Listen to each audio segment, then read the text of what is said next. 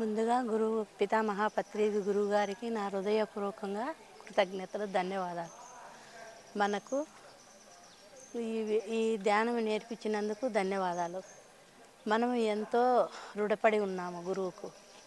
మనకు ఏది మాలమూల ప్రాంతంలో కూడా ఈ ధ్యానాన్ని మనకు అందించినందుకు గురువుకు కృతజ్ఞతలు.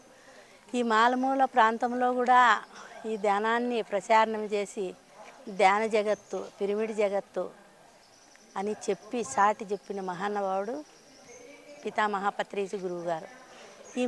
మాకు చదువురాని వాళ్ళకు కూడా ఈ ఛానల్ చూసిన తర్వాత ఎంతో బాగుందని వచ్చి మా ఆత్మజ్ఞానం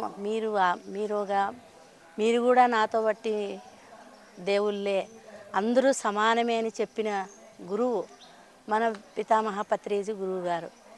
ఈ మాట ఈ తరతరాలకు కూడా చిన్న పిల్లలు ఇప్పుడు మనం చేస్తున్నాము, మన పిల్లలకు కూడా ఇది అందుతుంది, తరతరాలు నిలిచిపోతుంది.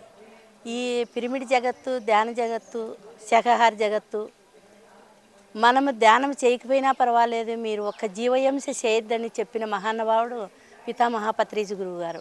పత్రిజీ శక్తి స్థాలు కట్టుకుంటే మన తరానికి, పిల్లల తరానికి, రాబోయే తరాలకు కూడా గుర్తింపు ఏర్పడుతుందని ధ్యానం ఆటోమేటిక్గా తెలిసిపోతుంది.